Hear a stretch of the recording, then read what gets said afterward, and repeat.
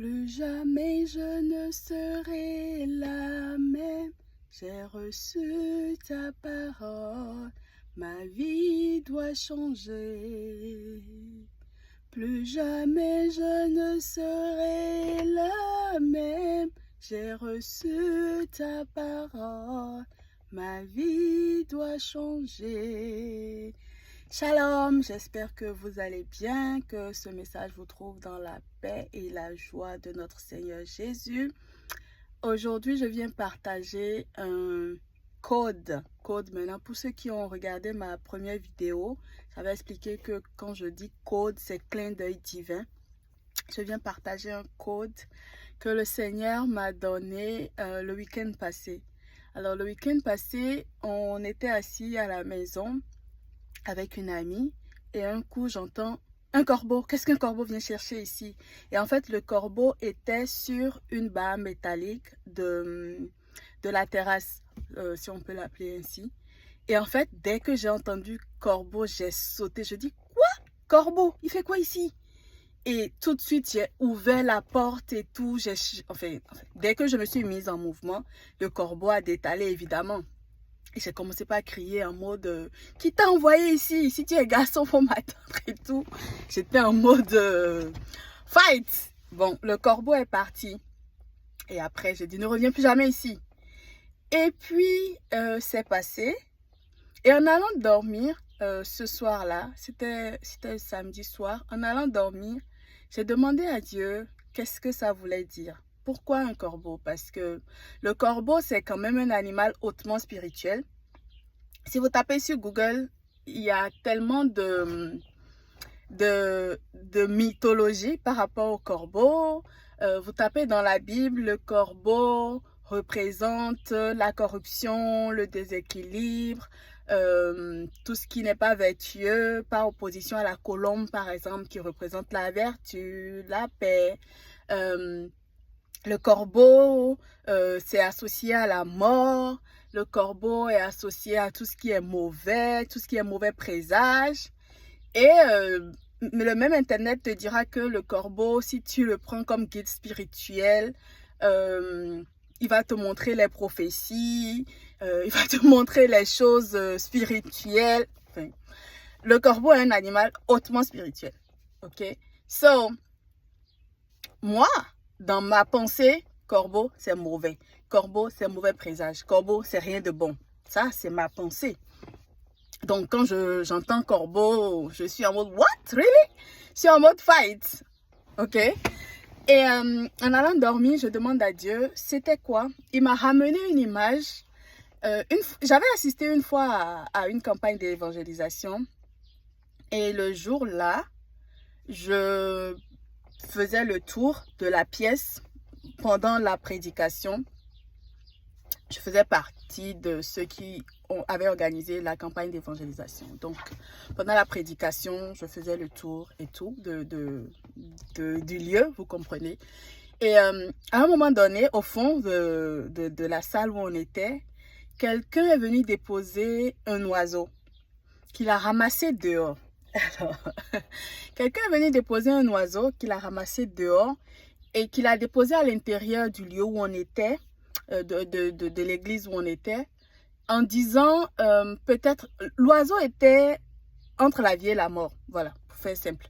L'oiseau était entre la vie et la mort. Je pense que quelqu'un l'avait fauché et l'oiseau était entre la vie et la mort. Donc quelqu'un l'a ramassé, l'a déposé dans un truc et est venu mettre l'oiseau à l'entrée de la pièce, à l'entrée de l'église, en disant, peut-être que quelqu'un passerait et prendrait l'oiseau en pitié et puis pourrait récupérer l'oiseau et le soigner. Lui, c'est dans cet état d'esprit qu'il est venu déposer l'oiseau. Moi, j'ai aperçu le monsieur quand il est venu déposer l'oiseau. J'ai continué ce que je faisais. Au bout d'un moment, je vois l'équipe d'intercession qui se rassemble autour de l'oiseau et tout. L'oiseau venait de mourir. Et c'était la panique à bord. Pour dire les choses telles qu'elles étaient, c'était la panique à bord. Tout le monde prie. Qu'est-ce qu'on fait? Un oiseau. C'est forcément une stratégie de l'ennemi parce qu'on est en pleine mission d'évangélisation. Pourquoi l'oiseau et tout? J'ai vu ce qui se passait, j'ai fait comme si je n'avais rien vu, j'ai continué ma route et tout. Et quand je passe, je les entends. On se pose des questions. Maintenant, qu'est-ce qu'on va faire? Qui va prendre l'oiseau? Machin. Je ne dis rien. Il faut savoir que, en fait, la mission a eu lieu en France. Et au moment où ça a eu lieu, je ne vivais plus en France. Donc, je ne faisais plus partie intégrante de l'équipe. Mais je suis venue en renfort pour cette mission-là. Et à un moment donné, quelqu'un qui dit, on va appeler telle personne, quelqu'un de l'équipe d'intercession, hein, qui dit, on va appeler telle personne, qui ne fait pas partie de l'équipe d'intercession, mais qui est membre du noyau, pour que cette personne vienne jeter l'oiseau. Vous êtes... À ce moment-là, mon cerveau a tourné parce que la personne qu'ils allaient chercher, en fait, c'est mon petit frère. Et je me dis, mais pourquoi c'est lui que vous allez chercher, en fait? Alors, pourquoi? Donc, à ce moment-là, vu que la solution que les personnes envisageaient ne m'arrangeait pas, je me suis arrêtée. Je dis, qu'est-ce qu'il y a? On m'explique. Et on en était là quand la responsable de la mission, qui est ma maman, on va dire, pas ma maman spirituelle, pas ma maman biologique, mais ma maman, arrive et qui demande ce qui se passe, on lui explique et tout. Je lui ai dit, ces personnes-là ont décidé d'appeler mon petit frère pour récupérer l'oiseau et je ne suis pas d'accord. Pourquoi lui en fait? Pourquoi elles ne prennent pas, ces personnes, ne prennent pas l'oiseau elles-mêmes? Ok? Et elle a dit, bon ok, c'est pas grave. Elle est allée chercher un balai, une pelle. Elle m'a juste dit, mets l'oiseau dedans et puis jette à la poubelle. Donc voilà, j'ai ramassé l'oiseau, je suis allée déposer à la poubelle. Et quand je suis revenue, j'ai demandé à Dieu, qu'est-ce qui s'est passé? Est-ce qu'elles avaient raison de se mettre dans tout cet état? Peut-être c'est moi qui n'ai pas capté ce qui se passait et tout. Enfin, parce que pour moi, je ne voyais pas de problème en fait. À ce moment-là, je ne voyais pas de problème, to be honest. Et puis le Seigneur m'a dit, non, ça c'est même avant. Ça c'est avant. C'est quand elles étaient en pleine tractation, qu'est-ce qu'on fait? C'est à ce moment que j'ai demandé à Dieu, pendant que je faisais mon tour. Voilà, pendant que je faisais mon tour, c'est à ce moment que j'ai demandé à Dieu, est-ce qu'il y a raison de s'inquiéter pour ça, en fait? Et le Seigneur m'a dit, ce n'est pas l'oiseau le problème. C'est la peur que ça va générer qui sera le problème. L'oiseau en lui-même n'a rien de démoniaque, de satanique ou de mauvais.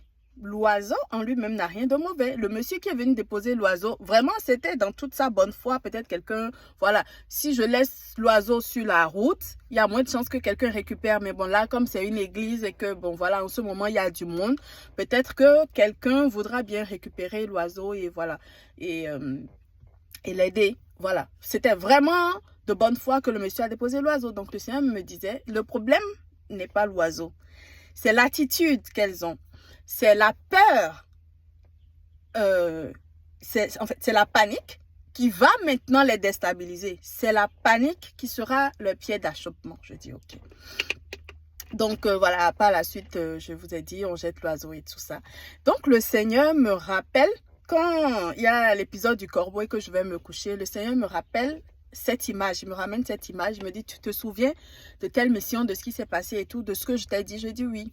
Il m'a dit, ce n'est pas le corbeau le problème, c'est le sentiment que ça va générer chez toi qui sera ou pas un problème. Ok. Et ensuite, il me dit, sachant que cet espace-là, en fait, on vient d'emménager à cet endroit-là et normalement, c'est là où je devais faire mon sport.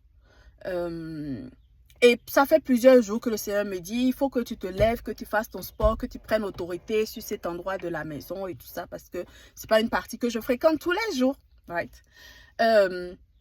Et je ne l'ai pas fait. Donc, ce jour-là, en allant dormir, le Seigneur me dit, il me ramène l'image, il me dit, le corbeau en lui-même n'est pas un problème, c'est l'état dans lequel ça va te mettre qui sera ou pas un problème. Et il me dit, et en plus, si tu avais commencé par te lever tôt pour faire ton sport là et prendre autorité sur cet endroit-là, peut-être que le corbeau ne serait pas venu. Ha! Ok, ça c'était le samedi. Le dimanche matin, je me lève, je mets ma tenue de sport. Je vais à l'endroit où le corbeau est venu se poster là. je fais le sport, je prierai, je prie, je prie, je prie, je prie, je prie, je prie, je prie, je lève les mains, je prie, je prie, je prie. En fait, j'ai revêtu mon manteau de fighter ce jour-là. Je pense que le manteau même était surpris. En fait, ça m'a mis dans un état de combat, en fait. Un peu comme si je dormais et que cet épisode-là est venu me réveiller et me remettre en mouvement. Et après, je me suis quand même posée, je me suis dit, waouh, si ça se trouve, Dieu a envoyé ce corbeau juste pour me réveiller. Comme ça fait plusieurs jours qu'il me dit, lève-toi, reprends ta vie de prière, de feu. Parce que ce n'est pas comme si je ne prie plus, mais pas plus de la même façon. Je suis vraiment plutôt en mode moins, genre de la prière intérieure et tout ça. Je pense qu'il y a des saisons de la vie où il faut prier moins. Il y a des saisons où il faut envoyer.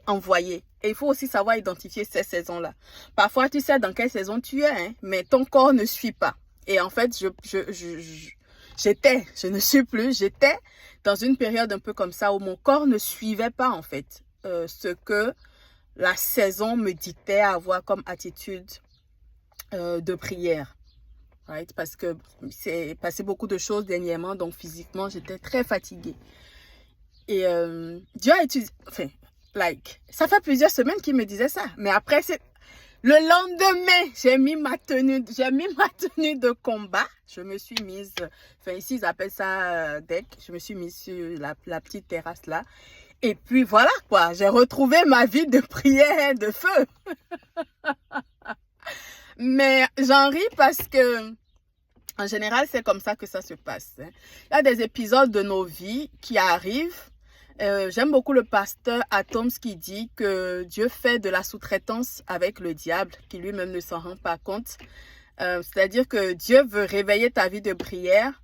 Il va sous-traiter avec le diable qui sera en mode, je vais lui envoyer un corbeau pour l'effrayer maintenant, ça va la fragiliser, elle va entrer en mode lamentation, ah Seigneur, qu'est-ce que c'est, mais qu'est-ce qui veut m'arriver et tout. Ça, c'est le plan du diable.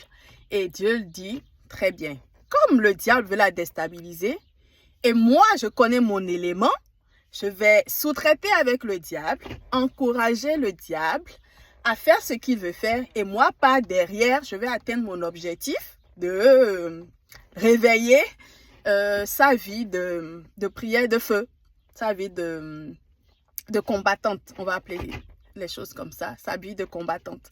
Et en fait, après, j'ai fait la relecture, ça m'a fait rire. Et quand j'ai fini, le Seigneur me disait, tu vois, quand tu as vu le corbeau, tout de suite dans ta pensée, c'est que c'est mauvais, c'est un mauvais signe, c'est un mauvais présage. Voilà, le corbeau, c'est la mort, le corbeau, c'est rien de bon et tout. Mais qu'il te souvienne que ce sont les corbeaux qui ont nourri Élie. Quand Élie faisait sa dépression, qu'il voulait mourir, après avoir mis le feu à des bois mouillés et tout, pour montrer qu'il y a un seul Dieu et que ce n'est pas les dieux Baal qui règne, mais que c'est Dieu vivant, Dieu qui a créé le ciel et la terre, qu'il faut adorer. Après avoir fait tout ça, Élie qui fait une grosse dépression, qui veut mourir, et il s'en va, il s'enfuit, parce que Jézabel voulait le tuer. C'est ce même Élie-là, ce sont les corbeaux qui lui ont donné à manger. Donc le Seigneur me disait, si tu regardes dans la même Bible, à plusieurs endroits, le corbeau était vu comme quelque chose de mal. Mais c'est ce même corbeau, vilain comme tout, comme on le dit, à cause de la couleur de ses plumes, de son bec, à cause du fait que c'est un charognard et tout, qui a été l'instrument par lequel Dieu a nourri Élie. Et même quand j'ai regardé sur Internet après, franchement, très controversé cet animal. Il y a des sites qui disent que c'est un animal divin, que c'est signe de bon présage, que c'est signe que Dieu veut te donner la clarté, le don de prophétie. Tellement controversé cet animal. Donc le Seigneur me disait, l'impact que quelque chose a sur ta vie, c'est la pensée que tu as de cette chose-là. Right? Et il faut, encore une fois, avoir la sensibilité spirituelle, le discernement pour savoir. Ce même corbeau qui, dans un contexte, est mauvais, ce même corbeau a été l'instrument par lequel Dieu a nourri Élie. Si Élie était resté sur ce que représente le corbeau pour l'opinion publique, il n'aurait peut-être pas mangé. Peut-être qu'il se serait dit... après, Dieu lui avait quand même dit que les corbeaux, il allait le nourrir par les corbeaux. Les corbeaux, j'ai instruit les corbeaux qui sont là pour te donner à manger. Allez lire.